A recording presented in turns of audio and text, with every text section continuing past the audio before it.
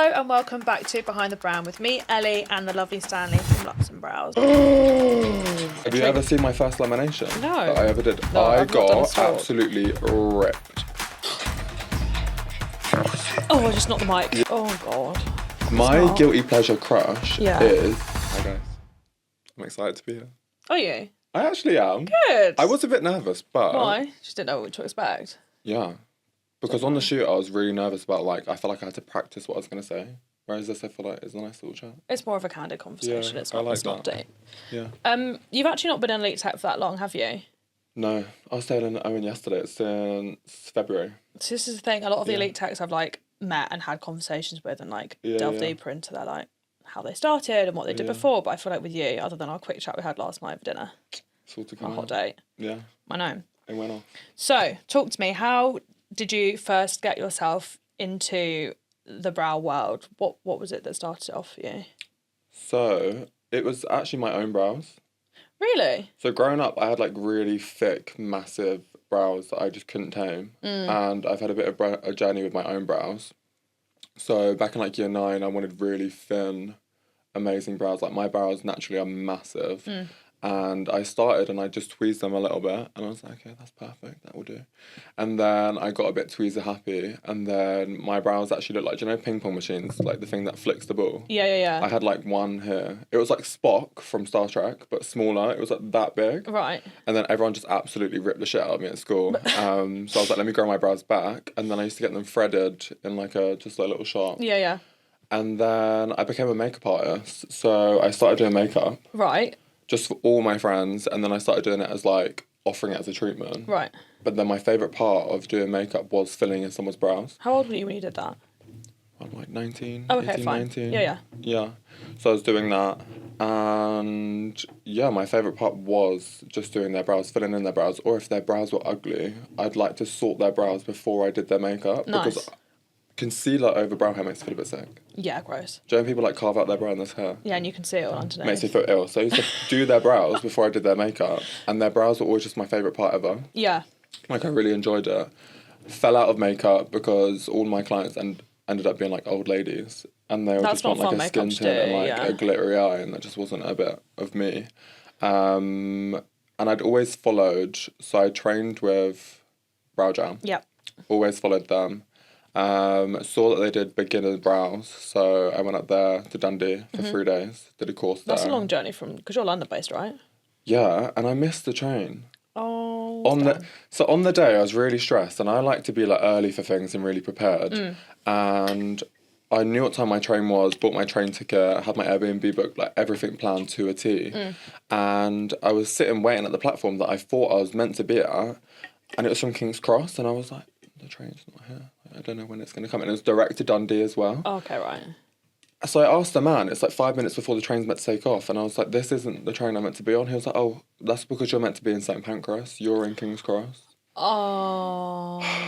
I had a massive suitcase, and my mum was like, why are you packing such a big suitcase? You're going for 3 days. And I was like, yeah, but outfit changes, hair stuff, makeup, all that, so a bit dramatic. So I'm tugging this massive suitcase through King's Cross with me, trying to get to St Pancras, and I missed my train, and I cried. Oh. Because then I had to book another train, which took me into Edinburgh. Okay. And then I had to get on a little, like, tiny train. It was the worst experience of my life. But yeah, I digress. The training was good. It was during COVID, so obviously we had a few obstacles we could get past. So we didn't have a lot of hands-on training. So although we did the training and it was good, when it actually came to doing brows, my first client, when I got into the studio that I work in now, I had to leave the room 10 minutes in because I'm a sweaty person. And I'd put the tint on and I was like, oh, it's time to wax. And I'd only ever waxed one person's brow before. Right. And I was like, I'm just going to take a minute outside, I'll be back in a sec. And I was drenched, like head to toe. My hair was like stuck to my head. Like, you know that scene in Bridesmaids when she's eating the nut? Yeah. That was literally me. And I was doing her brows. And yeah, it was a horrible experience. But that was about 4.5 years ago. And luckily, I found a bit of a talent with it. Yeah. I mean, because you didn't get to practice on anyone before that. And you went straight into the studio to do it. You didn't like work from home or anything. Yeah. And even the model that I did when I was there, she was having microblading done like the day after, so they were like, don't do anything too drastic. So what I did was like the tiniest bit of wax, the tiniest bit of tin, and a tiny pluck, because they were like, we want as much hair to work with when we're microblading her tomorrow. So yeah, even the model I did, it's on my Instagram still, because I was like, I want to like reflect. But have you ever done that? Gone back and just like reflected just halfway film? Yeah. Yeah. So have you ever seen my first lamination? No. That I ever did? No, I I've not done a got stalk. absolutely ripped. I had to archive it because people were so horrible to me. Someone, I don't know if I can name drop people in this. Name drop them, we can cut it out if you need to. Brad, have you heard of Yeah, I fucking the have. man? Yeah. Cunt. Honestly, it's so horrible to me. He, my first lamination that I ever did, I look back and it was shocking. It was on my sister, and she looked like Angry Bird. But it was the biggest lamination I've ever done in my life, and I uploaded it, and I was a bit like, oh, it looks shit, but I'm gonna upload it because I need to start offering laminations. Like, he commented and he put loads of laughing faces, and he put, surely this is an April Fool's joke. It weren't April. It was like midsummer. I was like, I actually gemmed him, and I was like, that is such a nasty thing to say. Rude. And he was like, surely this is a joke. And I was like, no, this is actually my first attempt at a lamination, but thank you so much. Some constructive criticism, we're not going to miss. Be like, oh, this is a bit too bold. Like, it was shit. Don't even comment that, just DM me. DM me and be like, listen, this is the areas I think you could improve. But then also, we're not friends like that, so that's really mean. Oh my God, like, I'm in shock. You only just recently started following me, and the only reason I followed him is because I wanted to go get lip blush done. Yeah. Cancel my appointment. I thought, you're not a nice person. You're not someone that I'd want to... Offer me a masterclass if you're that triggered by it. Okay, when I reflect, it was absolutely the worst thing I've ever seen in my life. But it was my first time. Yeah, fair enough. And then I quickly snapped out of it. Yeah. And then here we are, because my laminations are great, but my first ever one was disgusting. But I think a lot of people's first laminations are not good. No, I need to show you. I can't wait for this. It's so bad. I feel like we shouldn't keep this in, but this is really good content. It is honestly so bad. When I go through my archive posts, I'm like, I actually... so that's not on there, but your first brow is? My first ever brow's on there, yeah. But this one isn't, obviously, because you got hate. I got so much hate. Thank God TikTok wasn't like a thing then, because people would drag. I get so much TikTok hate anyway. I can imagine. I get called the worst thing. I bet you do. And I get like 300 views, so I'm like, why? I'm not like I'm going viral, but people are so mean to me. I was telling Harry this morning, like over a coffee, I was like, people either think I'm like a 50-year-old man that's had loads of work done. I'm like, rude. Cheers. Bit of a compliment, because like, you said I look young. But actually, no, that's not nice, because you're saying that I look young but old at the same time. Yeah, so like a compliment one from me. I get brow blindness. I don't think my brows are that bad. They're not. I like your brows. But I get told I got brow blindness, and I look like a duck, or I'm ugly, and I'm like, oh, guys, needed that this morning. You made me feel really good about myself, thanks. Where is my first lamination? People are horrible. I remember you used to look at my lash text and people would be like, why would she want these? Or like, brows look better before. Like, people are not nice. TikTok's the worst for hate. Turn off comments immediately. It's really bad. I'm so excited. I haven't watched this in so long. Okay. She's got good brows. How bad is that? Oh, I just knocked the mic. Yeah. Oh, Stan. I actually the comment's still on there? I don't know. I think I deleted his comment because I was like, I'm actually embarrassed. Oh, when you archive it, it removes your comment. 1.5k views, though. It's not the best, though. No. I probably got that because they're so bad. This is back when I had like 100 followers. Friends. Yeah, 100%. And I absolutely, my sister, you can't wax her brows, so I absolutely grazed like the shit out of her. Oh. So she had that, and then she was really grazed as well. So I was like, oh, I bet she was really happy by the end of it. Yeah, was really impressed. Yeah. Okay. But I laminate her brows beautifully now, so I've made up for like everything bad times. I've done. Yeah, well done. Growth. Yeah, I brought it back a bit. It's also nice to see how far you've come. Yeah. That's the thing. Who's going to be good? Like, it's so rare to see someone that's really good straight away. Yeah, no one is really. But some people are. I feel like the new brow techs that are coming in are amazing. I'm like, how are you doing it so good so early on? I feel like there's now a lot of education. Yeah. A lot of free content. I think like back then, because we started in COVID. No, people used to gatekeep all the products they used. I learned how to laminate when you used glue before you used step one. Like, you literally glued them down before you used step one. Yeah, but I also think that lamination was still so new then too. Yeah. It wasn't like whereas like now it's had however long, 5 years. My own personal laminations on myself. Bad. I can't imagine you with a lammy brow. I feel like they'd go big. Yeah. Yeah. Do you want to see it again? Yeah. Oh, God. Oh, I love this receipt. It's so bad. And this was back in the days when I used to think as much filler as possible was the vibe. My face is so overfilled. Where is it? At least you're self-aware. Oh, honestly. I really expose myself all the time. It's okay, don't worry. We love that. But I'm like an open book. Oh, honestly, certified yapper. You can have whatever you want from me, honestly. Ask me any questions about my life. I'm telling you the truth. Just so not mysterious. No, not this letter. Oh, you can see the plucked brows as well. So this is Ghosts of Our Bride's Past. So that's me as a 15-year-old. Oh. And then yeah. How bad? You thought I was exaggerating. They were my brows. Good, yeah. Yeah, that's why I plucked them too. And I thought they were great. That must have been such a lot of work to keep them up because obviously, like, you have so much brow hair. Should we show the audience? This is my brow. Don't know if you can see that. Don't know if you can see that. Got worse. Do you think? Got even worse there. Natural. Yeah. HD, this is my HD era. And black hair. Your hair's so dark. And that was my first ever lamination. Oh, yeah. Big. But But not the worst. Oh. It gets worse. So fully grown out. You've honestly had so many, like, eras. Yeah. This is the overfilled lips, nose, cheeks, everything era. And then we had, like, the dark hair era. Yeah. Kind of natural. But Yeah. And then we have today. I'm obsessed with your brow journey. I feel like you've already done the most. I've done it all. That's why I feel like I can offer quite good advice to people. Yeah, because I've literally had every single brow that you could imagine. Yeah. I've had bleach brows. I've done a lot. You've really done. I really loved bleach brows. Did you? Yeah, but it just ruins your brows. Yeah. And they go a bit yellow. And my mum did say I looked really scary. But I loved it. Yeah, I also like... It was during a time when I wanted to repel men. And it worked. Boy, did it work. And I was like going through a bit of a moment. So I had like really light hair. I had bleached brows and I used to paint my nails black. And my mum's like, are you trying to make people stay away from you? And I was like, yeah. That is the point that I'm trying to do. I never want a man to come near me ever again. No. And it worked, so... It was brilliant. You know what Men to do hated next. it. I won't do it again. Yeah, exactly. Bye. Yeah, but I don't want you anywhere near me. No, thank you. What a journey into the brow world you've had. Yeah. Yeah, amazing brow journey. I love that. We've covered a bit about how you learned to carry out brow treatments, but how do you think you mastered your technique and what was the biggest challenge in that? My brain works a bit differently. So there's obviously ways that people teach you how to do things, but my brain only like clicks once I kind of figure out the way that I like doing things. Yeah. So I do follow like traditional ways of doing brows and treatments, but it's once I figure things out in my brain, that's when it works. Mm-hmm. Like, you can show me a way of how I'd do something, and then I'd be like, actually, I don't like that. And then I'd probably just change the order of steps, and then I'm like, okay, that works for me. Yeah.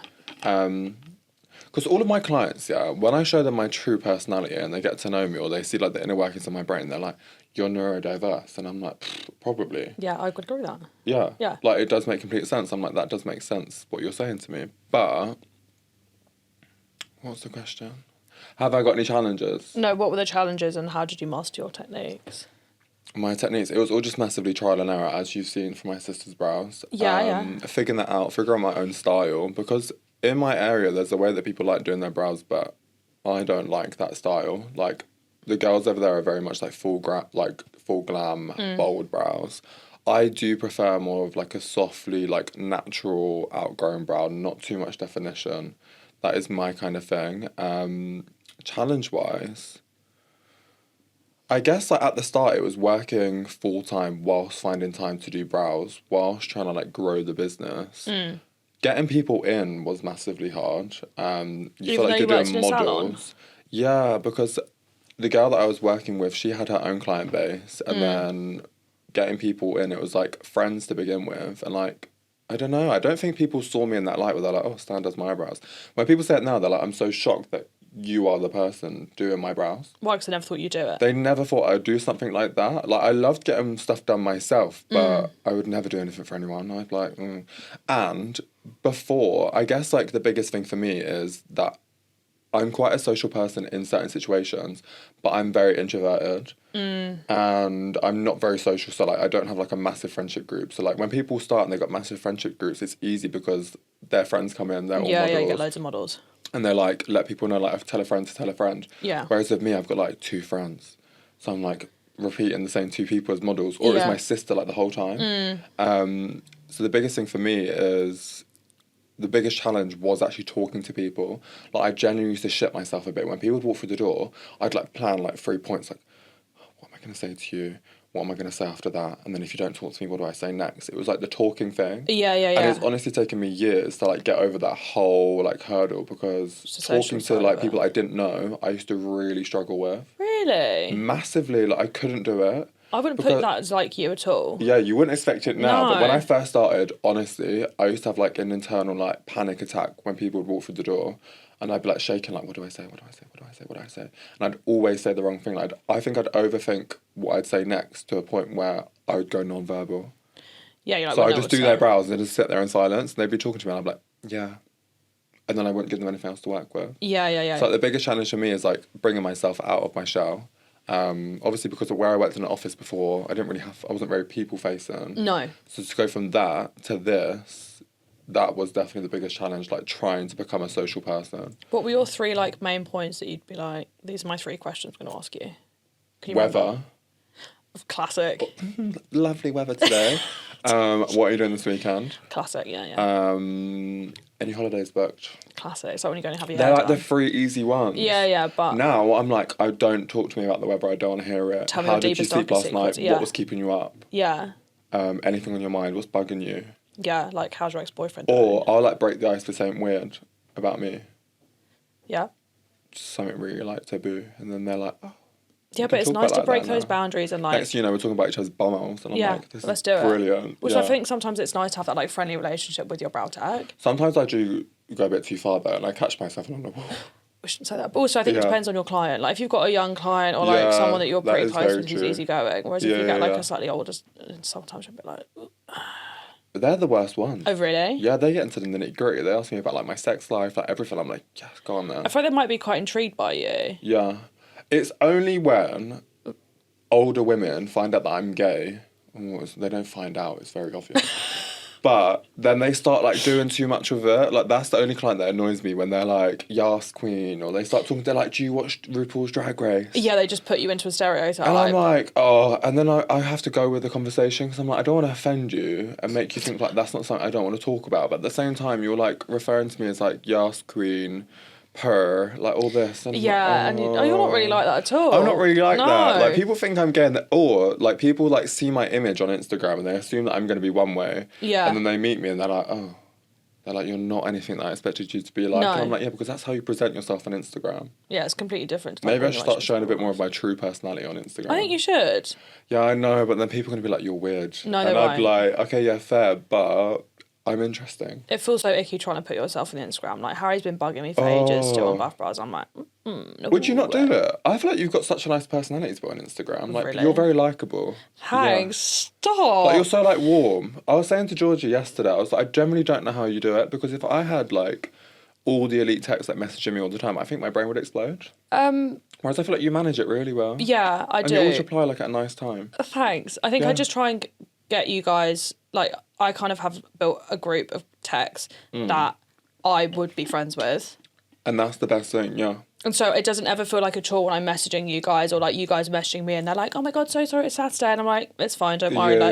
I also know that's kind of part of my job anyway. And yeah, I just like you guys all so much. So I'm kind of like, well, it's never a bother when you message me, because I'm like, well. Oh, that's like, so sweet. And some of you, like, I don't talk to you all the time. So when you do message, it's like, how are you getting on? Like, how are you doing? And we want to help you guys as much as we can. Like, you guys are part of our team, and a lot of you are actually all of you are so supportive. Yeah. We're just grateful. I'm just like brain dumping all the time. Yeah, but that's fine. I have to get it out, otherwise I forget. Yeah, but Harry's like that. He I just need calls to get everything out and then boom, done. Yeah. Otherwise I'll forget for about 3 weeks. And sometimes I do miss messages and people are following up and I'm like, shit, sorry. And then I feel a bit like a beg, but then I'm like, actually no. No, I'm not bothered by it, don't worry. I'll just get I am a double texter, but it's not like me like too. chasing anyone. It's just that I'm just like, if I don't get it out of my brain, I'm never going to think of it ever again. Yeah. Because there's too many thoughts. Yeah, you just need to get them out. They're not very good thoughts. They're just like... Yeah, and also when it's to do with work, I think like a lot of you text me during the workday anyway, and I know that some of you work Saturdays too, so... Yeah, it's always a rush message. Yeah. Because I'm like, whilst I can... Yeah, or like my client is processing. Literally right in front of me, but here we go. It's fine. She's got her eyes are shut. She's perfect. And how would you describe your unique style when it comes to working with your clients? Because I feel like you do have quite like a unique style of brow. I just like, I know it's so typical to say, but like enhancing someone's natural features. Yeah. And I don't like doing anything too crazy. Like when clients come in and they want to drastically change their brow, I'm like, I don't really like it. I'm very like realistic with my clients about what they're going to achieve. Like if you've got really thin brows and you want really big laminated brows, you're never going to have it. No. I'm so sorry. You can use nano brow, you can use any of the brow serums, whatever you want. Your brows aren't going to grow like Cara Delevingne's. No. So I'm going to be so real with you.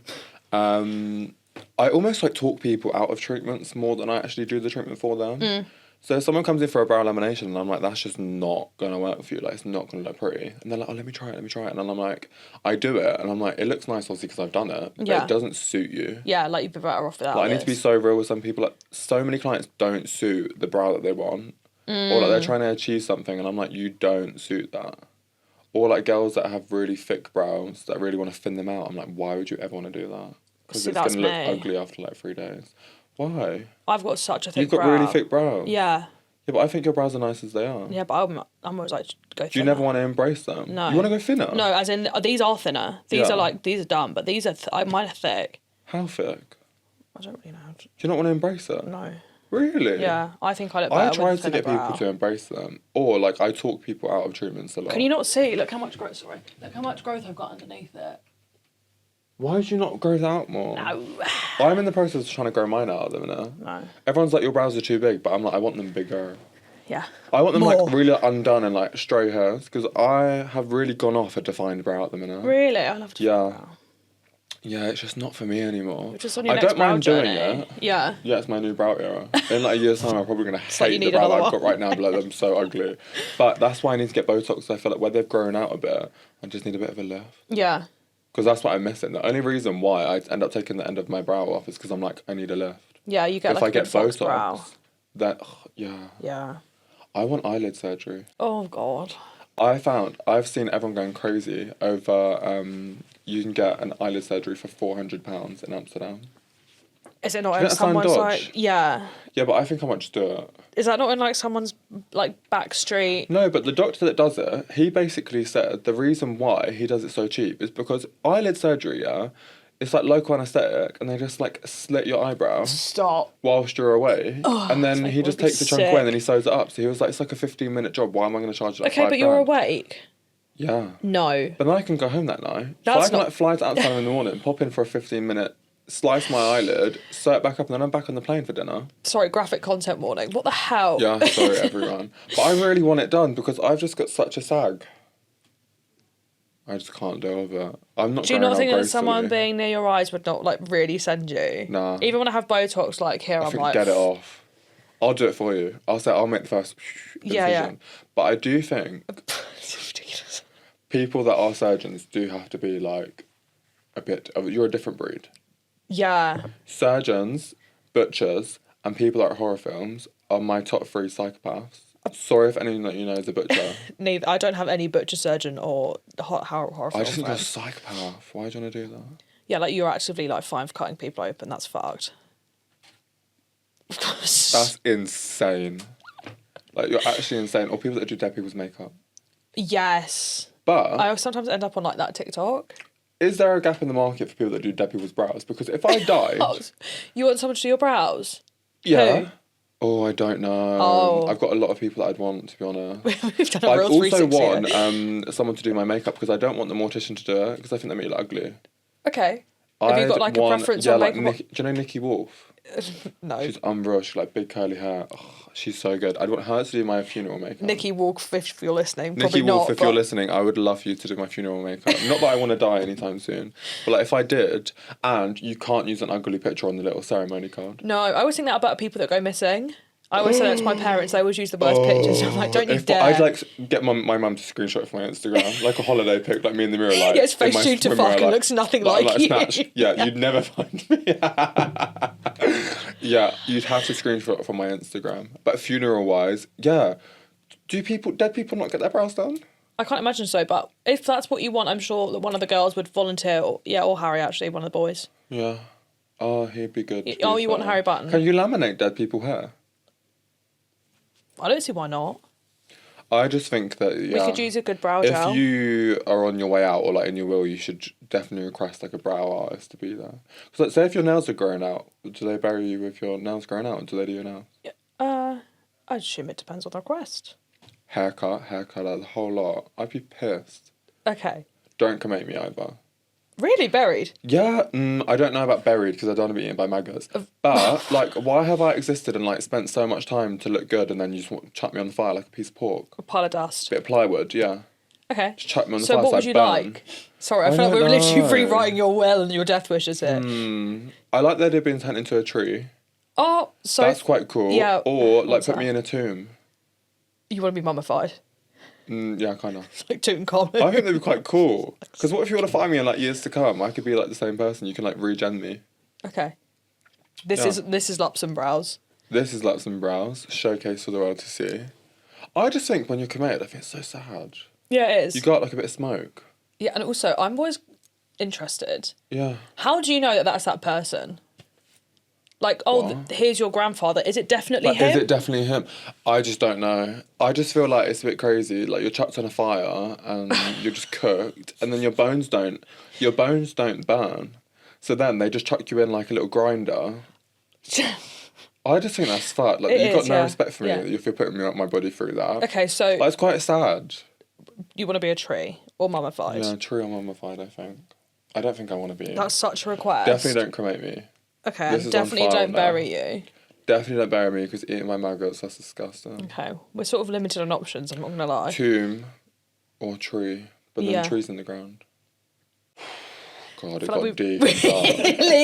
Really digressed. I forgot what the question was. How do you describe your unique style when it comes to working with clients? Yeah. And now we're on tick. We covered that. Great. That's my unique style. I was actually going to ask you, because we like briefly covered the topics of clients. Have you had any nightmare clients? Yeah, loads. Have you? Yeah. Loads? No, not loads. That's going to make my clients think I hate them. But some of them are quite difficult. Some of them I feel like get a bit like, because I am so friendly, they get a bit too comfortable sometimes. We did briefly mention. So the whole story of it is, I don't think she's ever going to come back to me because it's very awkward. So if you see this, I'm sorry. And I'm not with him now anyway, so yeah, you can have him if you want. He's an ex. Prepare yourself because this is good too. So she'd been to me for like a couple of times. Okay. And was she like recommended? She found you on Instagram? She was recommended. Okay. So she is like a client's friend. Yeah, I don't really care. So she'd come to me and she'd come a couple of times. It was cool. We'd like spoken a little bit, not too much. Like we'd like broken a few boundaries and like spoken about like deeper stuff. And then she came for her appointment and she sat down and she was like, "Can I ask you a question?" And I was like, "Yeah." She was like, "What's your dream man?" And at the time I had a boyfriend. So I was like, to be honest, I'd have to say it's him because he is everything I go for. I go for bald and bearded. Okay. Bald, bearded and slightly older. That is like my dream type. And he was like everything like looks-wise, tick the box. Right. So I was like, well, why do you ask? And she was like, well, I'm having this conversation with my boyfriend last night. And I was like, you're having a conversation with your boyfriend about your dream man. Right. And you didn't say him. And she was like, no. And I was like, well, did he say you? And she was like, no, he said like Margot Robbie or something. And I was like, that's weird. You look nothing alike. Yeah. I was like, so who did you say? And she was like, it's so weird. And I was like, okay. Like, I was thinking she didn't say like a celebrity. Yeah. Because my guilty pleasure, oh, it's really bad. My guilty pleasure crush is You'll hear me out. Ainsley Harriott. Right. Yeah. Yeah, okay. You wouldn't expect that, No. I just think there's something about him. Anyway, so she was like, she didn't name a celebrity. And she was like, he's on your Instagram. And I was like... Interesting. Weird. Why is he on my Instagram? And at the time, I didn't really post many male clients because they don't have their pictures taken. No, so I was thinking, what man is she talking about? So she pulls out her phone and she's scrolling through my Instagram. She pauses on my boyfriend. And it wasn't like she didn't know it was my boyfriend, because on the caption it's like, do my boyfriend's brows. So you know that's my boyfriend. Yeah. And you've just openly admitted to me that your type, your dream man, is my boyfriend. That's weird, right? Like, are you trying to get a way in, or am I... Like, I'm so confused. Like, what do you expect me to say? Like, oh, yeah, that's really great. nice, yeah. Like, fair enough if you think he's handsome. Yeah, you can say that. Like, yeah. I'll be like, okay, thanks. There's a compliment to me because I'm with someone that's handsome. Yeah. But why are you saying that your dream man is my boyfriend? Because if I said my dream man was your boyfriend, like, you'd be like, that's really fucking weird. We'd end up falling out. Yeah. So why are you comfortable enough to admit that your dream man is my boyfriend? Well, that's nice. We've got the same dream man. It's my boyfriend. Yeah, but I'm the one that's got him. And then she was like, oh, like, what's his, like... And I was like, are you about to ask for his Instagram? And she was like, no. And I was like, that's so weird. Like, she kept on trying to like, ask questions about him. So she was like, what's his name? And I was like, you're crossing the line now. Like, you don't need to know his name. You don't need to know where he's from, like, his Instagram background details. And it was all just weird to me. And I'm like... Yeah, very strange. And now I sometimes sit there and think, did she ever find him? Did she ever follow him? But he's an ex now, so it don't really matter. But at the time, what a weird thing. That's such a weird... Also, that's bold to come out with. Bold. To admit that my boyfriend is your dream man. Also, was he, like, gay or was he bisexual? What was his... Gay. So, like... He's, like, you're never going to be able to get that. Yeah. Do you know what I mean? Yeah, like, so why are you even trying? Yeah, weird. And you've got a boyfriend anyway. Are they still together? Yeah. And her boyfriend and my boyfriend, nothing alike. So I'm like, this is just strange. Like, why would you ever do that? Or why would you ever admit that? Fair enough, you have the thought. I have a lot of thoughts. Go for it. But also just tell me he's handsome. Yeah. And it's just strange. And how have you found all these pictures of him? Like, it's just weird. She's had a good stalk. Yeah. He's her dream man. It's scary. That's the thing, like, as, like, someone that does brows, we see so many people. And I do remember a lot about their lives. But with their one brow checks, they know a lot about us. Yeah. And that sometimes scares me. So I'm like, how much information do you know about me? Yeah. And they were like, it's so sweet when they remember the small things. But then when they know stuff, I'm like, who told you that? How do you know that? And then I'm like, is this something I would have told you? Or is this something you've dug up? You're yappery. Like, you're not gatekeeping. I can say, I don't gatekeep anything. So I will tell you everything about my life. I'll tell you about childhood trauma. But, like... certain things I'm like, how do you know this? How have you remembered that? Or like... Yeah. Or like, how do you know that I'm friends with that person? Yeah. Yeah, it's very But I feel weird. like following and followers is the thing, isn't it? Like, you see stuff on Instagram, like social media. Because my personal account's very little and I don't really follow many people on it. No. So when they find that, I'm like, this is strange. How do you know that about my life? I don't like it. Yeah, it's scary, isn't it? Yeah. But the majority of your clients... Oh, I love them. Yeah. We're like a little sisterhood. It's like Also, the girls and the gays. I love it. I feel like you're at a good place now where you can, like, pick and choose your clients. Yeah. And that's 100%. Nice. Especially if it's just not my vibe. Like, I will talk to anyone about absolutely anything. Yeah. I'm massive on energies. Yeah. And I love a good energy. Like, if you come to me and you're a bad energy, fair enough, you may be going through, like, a dark time in your life. But I've got, like, certain clients that will come in and I'm like, hi, like, how are you? Are you okay? And they're like, no. Ooh. And I'm like, oh. Okay. How do we spin this around? And I'll try to be like upbeat about everything. And then some people are just so negative and I can't deal with that. No. If it's a one-time thing, I'm fine. But if it's a constant, I can't deal with that because I'm too much of an empath and I will pick up your energy. Yeah, and also like I'll be crying at home about it. Yeah. Yeah. Like, I had this one girl turn up and I don't know if she'll ever see this, but she started when she first started coming to me is that she was on a bit of a brow journey. She had really like thin overlap brows at the tails of her brows, and her wedding was in like 4 months. It was meant to be in July. Right. Like she was coming to me like every 3 to 4 weeks. Like we were building her brows up, and she booked her pre-wedding brows. So I've come in. I've got like a bottle of prosecco. So she was my first client, and I've walked in and I'm like, woo, wedding brows. Yeah, and she was like, I'm not getting married anymore. And I was like... the way my bumhole would have twitched. Mine closed up. Yeah. Like, fully closed up. I was like, why? And she was like, he dumped me. And I was like, And I just thought, why would you come to get your brows done? Or would you not pre-warn me? Yeah, do you know what I mean? Because you've got me all excited. Like, we've been talking about wedding brows for the longest time. Would you not just drop me a message and be like, hey, wedding brows aren't going... like, brows are going ahead, but they're not going to be wedding brows. just FYI.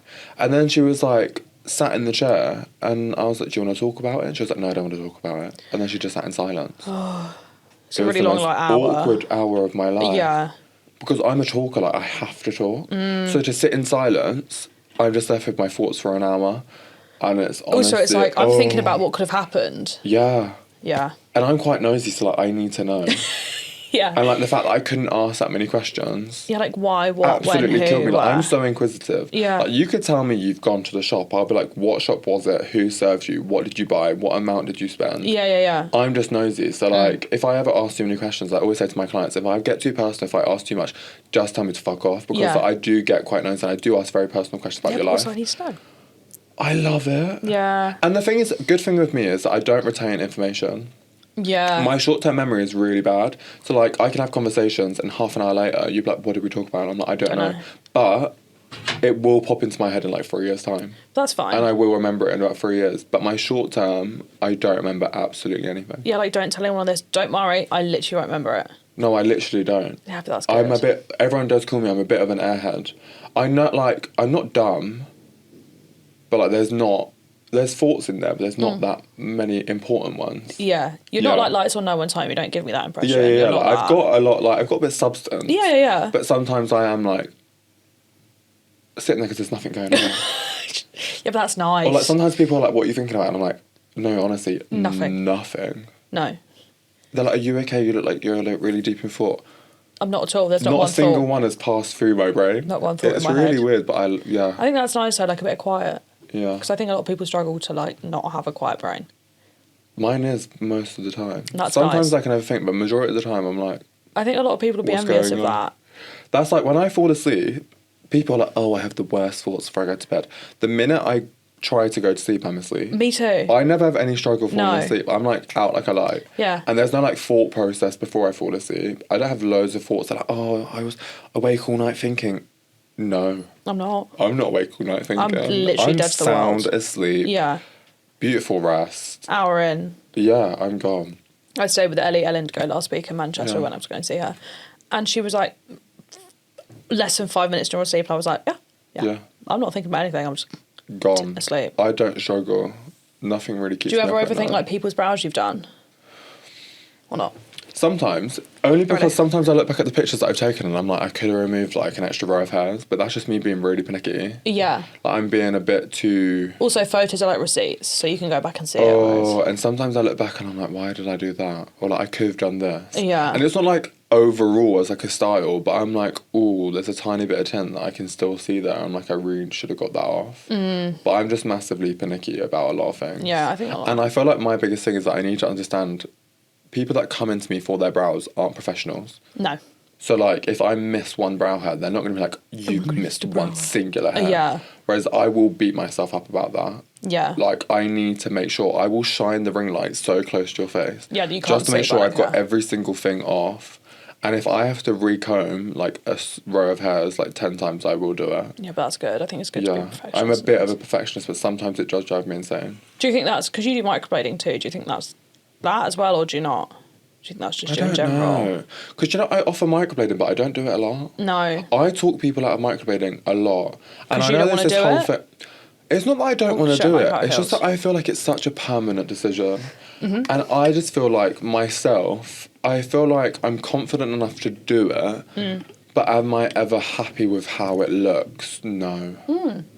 I just don't think, like, this is like a massively unpopular opinion with microblading, but I feel like even people that do it really well, I think it looks amazing when it's first done. Yeah. But I always feel like in time to come, it never looks that good. And that's just like my personal opinion. Yeah. I just don't think it looks good. Like, there's other ways of doing permanent SPMU. Yeah. Always get that mixed up. Always ways of doing, like, SPMU that looks great, but I just feel like microblading over time just doesn't age well. No. And I feel like there's so many people that just don't do it right. And my thing is, if people want it done, they have to be a client of mine for at least, like, a good few months. So I understand your brow shape. Because there's so many times where I'll do a client for the first time and I see their brows and I'm like, that shape didn't suit you. Whereas, like, imagine if someone came in from microblading and I've done that. Yeah. And I've done their shape, and then I've reflected on it, and I'm like, I don't like that. It's in your face. Yeah, it's permanent. Like, it's such a permanent decision. I don't think people realise that. I think people hear semi-permanent, and they're like, oh, it's semi-permanent, it'll fade. No. Well, yeah, but like, it fades to like blue or grey. Yeah. Like, I had one client come in recently, and I love her. Like, we're such like good vibes. And on her first appointment, she was so excited to get her brows done. And I mapped her all out, and I was like, who did this? And she was like, named her. Sorry, I need to burp. It's okay. She named her, and I was like, I'm going to hold your hand when I said this, but this is the worst microblading I've ever seen in my life. But it was like, at first glance, it didn't look that bad. It faded to like a reddish colour, which it normally does anyway. But she just didn't follow her natural brow shape. And like her tail ended here on her microblading, but her natural brow ended all the way over here. And I was like, I don't get why she shortened your brow. So she was like, yeah, but she just said that I can just wax the end off. And I was like, yeah, but why? Yeah, like, she should be enhancing your natural brow. Yeah. And she's going through laser at the minute, and I didn't realise how ugly it was. Yeah, it's gross. Because they lasered the tattoo, but also your hair gets singed in the process. Yeah. So like, your hairs go white, like your hairs get so damaged, and there's nothing you can do with that. So you're walking around with like really ugly brows for like 6 months. Yeah. So whenever people are like, I want microblading, I'm like, yeah, but don't do it on a whim. No. You need to really deeply think about it before you make such a permanent decision, because it can look really ugly. Yeah. And then you're stuck. For a long time with it. Like, there were times where I wanted like the ends done of my brows, like microbladed, but I'm so glad I didn't. Yeah. Because, no. I just think it's really hard to offer people something and do something that actually you're not passionate about and that you don't like. And that's the thing that I'm not passionate about, and it's like I don't, it's not a bit of me. Not you. Tattooing as a whole, like SPMU, like I love it. I think there's so many people that are so good at it. I'm just not that person. It's not for you. No. Yeah, no. I don't think it's my next step. I think natural fluffy brow, like, is what I you love like a natural doing. fluffy brow. I love a lamination. Not that Lamination's just like my holy grail. Yeah. And, like, everyone needs one. You're great at that. Yeah. You've been in the business for 4 years? Yeah, 4 years. 4 years, perfect. What lessons do you think that you've learned in building your career in the industry or building your business? I feel like it's a common thing to say, but I don't think you're going to be an overnight success. No. I feel like people massively think, like, I'm 4 years in, and I don't really think, I'm not fussed about followers in the slightest. Like, I couldn't give a shit about how many people follow me. I only have, like, I think it's like 900 followers. That's all I have, which I'm really happy. But I love it. Yeah. I love my little, like, community of people. Well, so, like, your followers aren't necessarily your clients. Yeah, and that's the thing. Followers don't mean clients. Like, you can have 10k followers and you're not booked and busy. Like, I'd rather be booked and busy than have like no followers. Like, that's not important to me. But yeah, you're not going to be an overnight success. Not many people. Do you know, the brow community is about finding your people, because some people are just a bit weird. I'm going to be perfectly honest. But finding like the Buff family was like my favourite thing, because my biggest thing when it came to like Cry. It's really emotional. Before I found you, like, before I discovered Buff and then I joined the Elite Tech team, I had no brow friends. Aww. Like, none. Like, I didn't really talk to people in the brow world. I kind of, like, did my work, had my clients, had my best friend that I work with in the salon. Yeah. And that was pretty much it. So, like, I had no one to, like, I knew how to do brows, but when I wanted to, like, develop or, like, grow, I was like, I have no one to, like, kind of, like, bounce off, or, like, ideas that I want to do, or, like, people to, like, talk about my work, or, like, compare my work. Not compare my work, but ask for, like, constructive criticism. Yeah. So, like, I feel like my brow journey started, and I feel like I grew a little bit. And when I discovered Buff, even before I was in Elite Tech, I discovered so many new people and so many people that are so nice, and like people I could like talk to. But I feel like my brow journey started when I discovered Buff. Yeah. That's when it like officially started, because I was such a basic brow tech. Like, I used the most basic tints, laminations. I didn't like, I cared, but I didn't really care about growth so much. Yeah. Whereas like discovering Buff and all the different brands and all the different people and just getting advice from people and like the community, I feel like that's when my brow journey started, because I feel like I've learnt so much. I look back at my Instagram from before I discovered Buff and I'm like, ugh. And even since I've become an Elite Tech in February, I feel like my Instagram's like improved so much, or even my work's improved so much, which is so weird to think of. Just because even like talking to Georgie and understanding the science of the products, like knowing the science and the way that products work it's common sense, but it improves the way that you use them. Yeah. Like, if you know how products work, like, scientifically, you know what to look out for when you're using them on a client. Yeah. Or how to use them to get, like, optimum results. Because you may think, oh, my laminations are perfect. But there's always room for improvements. Like, always. I'm still learning things, like, to this day. Like, even Georgia was telling me things last night, and I was like, I did not know that. No. Like, she taught me how to use a hairdryer on brows, like a little fan. Yeah. Before you do a hybrid stain, so they're, like, completely dry. And I was like, why did I never think of that? Yeah, it's little tips and tricks like that make such a difference. And I tried it yesterday, and I was like, that is the best skin grab I've ever got on, like, a hybrid dye ever. Gonna use that forever now. Yeah.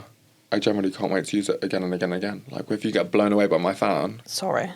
This is how I get the best skin grab. And it is, I think, like, doing community events and, like, the events that we do for the text now... It's so nice for you guys 100%. to actually meet each other, because so much of it is 100% online, like texting and whatever.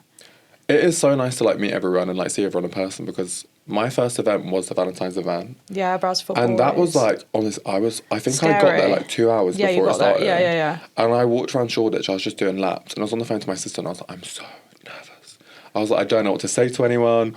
I don't know what to talk about, because I was kind of scared that everyone already knew each other.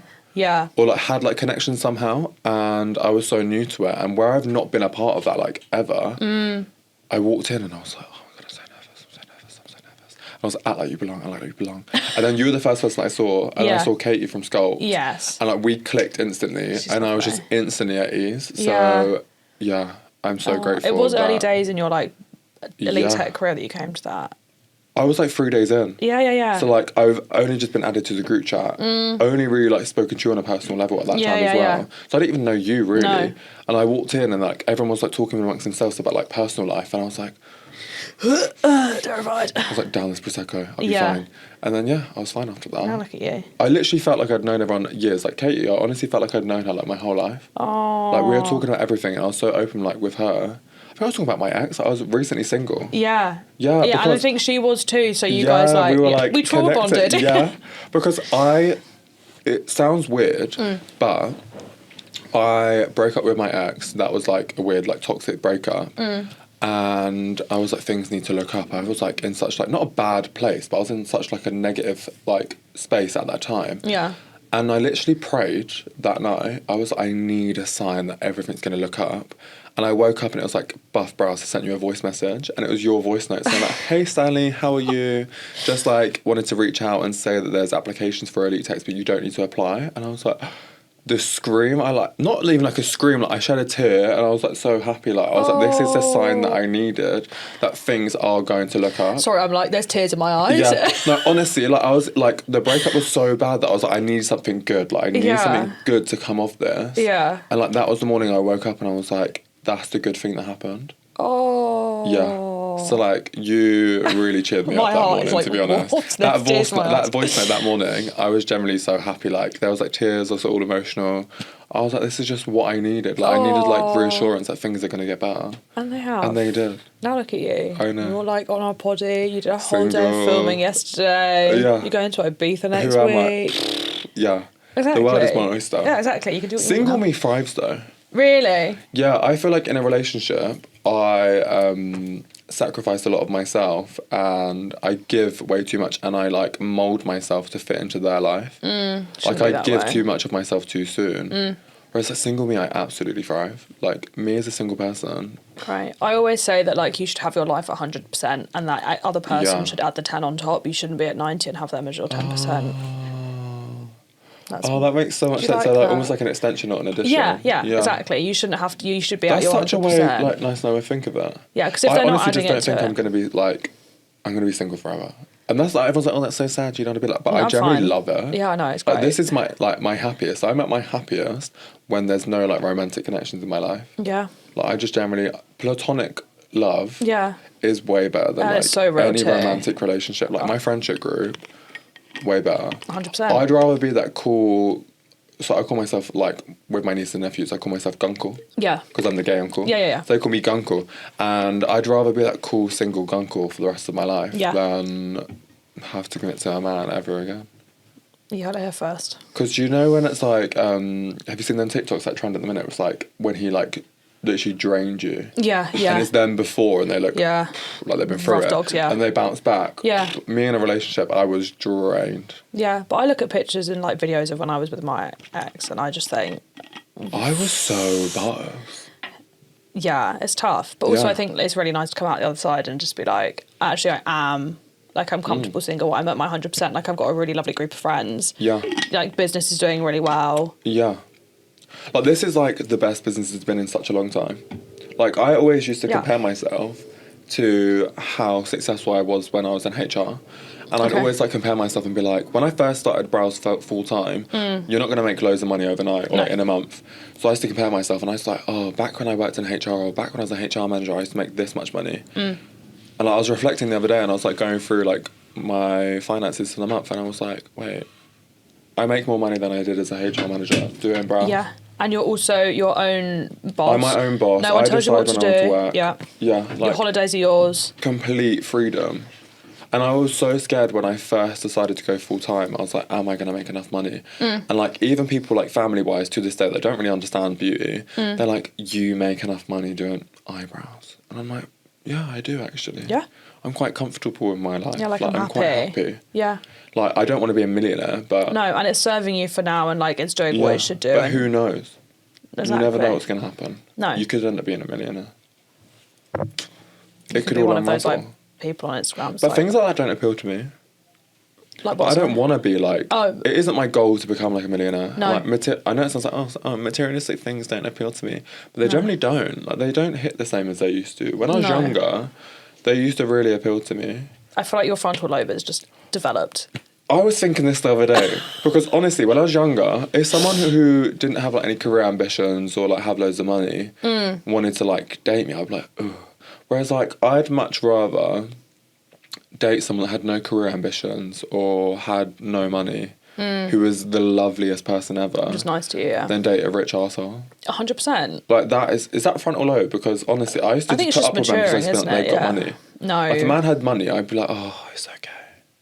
He can be a dick. He treats me like shit, but it's fine. He treats me like shit, but he buys me Prada. Do you know what I mean? Like, that was literally me. I'm like, it's fine, he buys me bags, but he makes me feel like he triggers my nervous system. He makes me miserable, yeah. Yeah, but he buys me nice things, or like, I've got financial security. That used to be me, whereas now I'm like, I genuinely don't care. But I also think that's like having the financial security on your own. Yeah, 100%. Like, once you've got that for yourself, you don't necessarily look for that. Like, you feel so good about it. Yeah. Like, buying things for yourself and like realising what you've accomplished, like, you feel amazing. Yeah. And I generally do get that a lot now. I'm like, I feel good. Yeah. And I can't wait for Ibiza single. Oh, that's going to be so fun. This is my first year going to Ibiza single, and I'm ever, to be fair. Yeah, I've never been to Ibiza single. I've literally can't wait for the stories when you're back. And I can't wait to be, not like feral, maybe a bit feral, but like not have to worry about someone like thinking like, oh, can I do this because I've got someone at home. Yeah, you can just go and enjoy Not that yourself. I ever like let things hold me back, but like you have to be respectful, I guess. Yeah. Whereas now, no respect for anyone. Free for all. Even Ibiza, will I have respect for myself? Maybe Probably not. Yeah, dignity, don't have it. Dignity left on the plane. I do not care.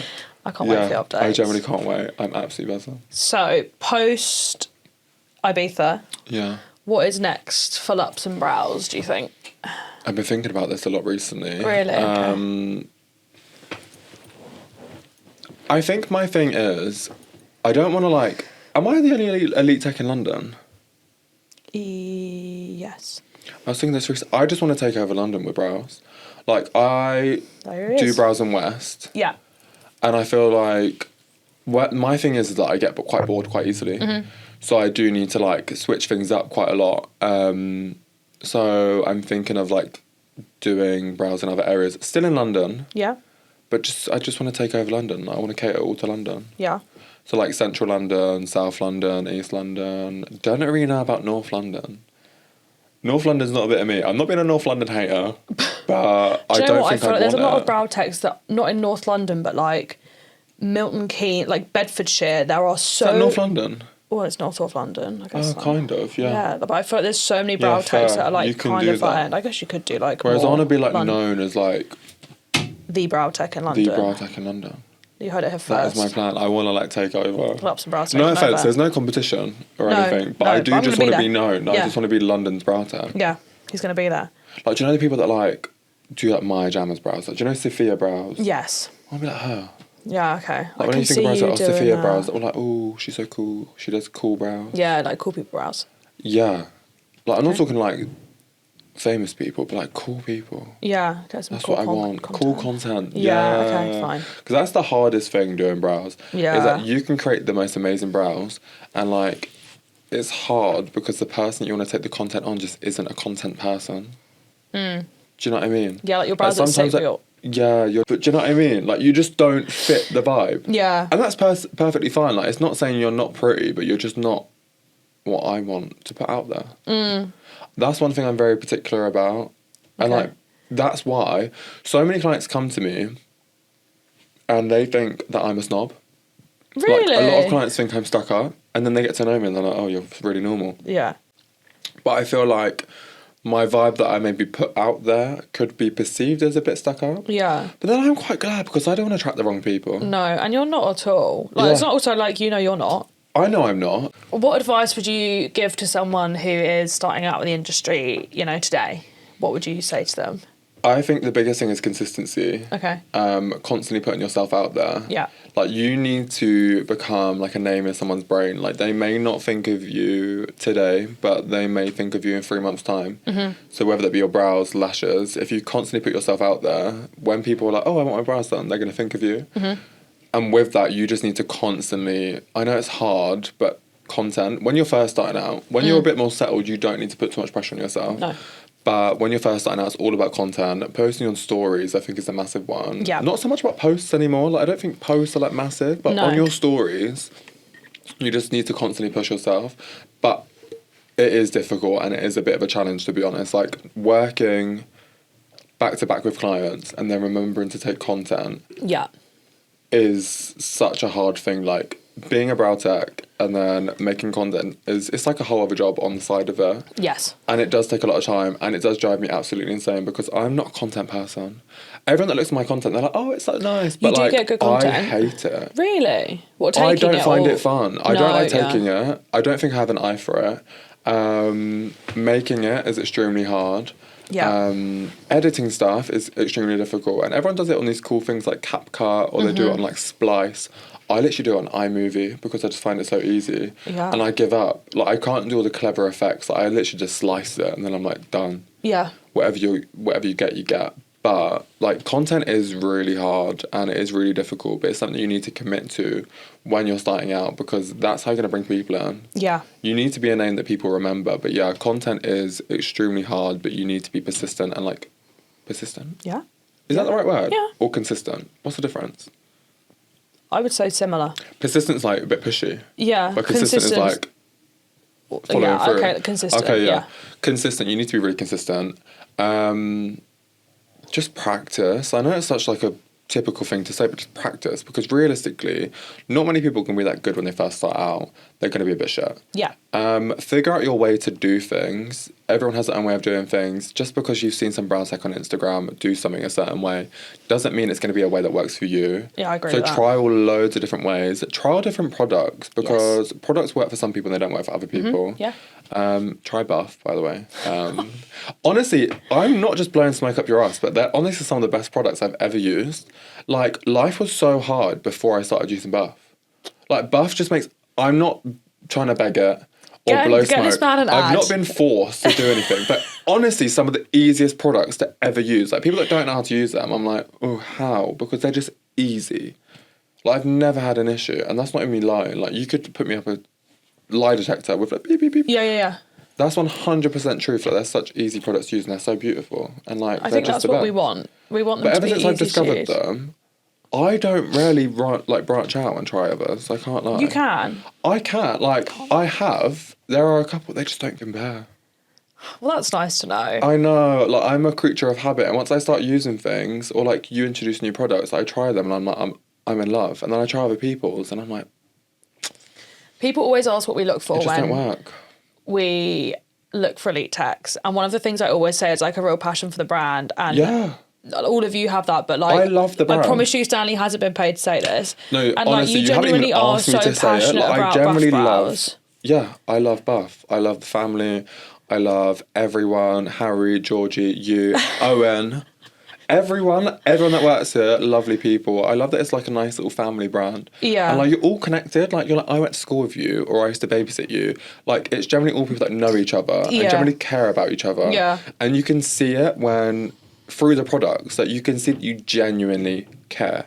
Good. And like even the conversations that we have in the group chat, like the support that we get from everyone, you're just such a caring, warm group of people. Oh, Stanley, stop it. Honestly, from the minute you walk in, I was like, I always get like a little bit nervous to do things like this. So I'm like, what are we going to talk about? But like the minute I walked in, I was like, I don't feel nervous anymore. Like, what was I nervous about? Yeah. Like within like 2 seconds. I mean, you've been amazing. Yeah. I was. Five. Yeah. Really? Yeah. I never know what to expect when I do these kind of things because I guess you've never done it. Yeah, right? I've never done a podcast. No. I didn't think I had enough words to say, but... And boy, you do. I talk a lot. But I'm glad, that's nice. But my brain kind of goes bing, bing, bing, But you bing, get bing, into bing. like good nitty gritty. Yeah. Like I said to Owen, I've only got like 5 questions to ask. I don't think that'll be enough. But honestly, we've covered some real good topics. You know my funeral plan. We've done death. We've done exes. Yeah. Yeah, exes. Yeah. What I've learned about myself. And that is a wrap on our Behind the Brown with Stanley from Lupsonbrows. Next time we have Sadie from Sadie Lomas. She will be joining us to talk about her journey into the brow world. Stanley, where can we find you? You can find me at Lupsonbrows on Instagram and TikTok. Is that it? Is that what I have? I don't know. You tell me. They're your socials, love. Yeah, at Lupsonbrows on Instagram and TikTok. Thanks. Like and subscribe, and you can find us wherever you get your podcasts.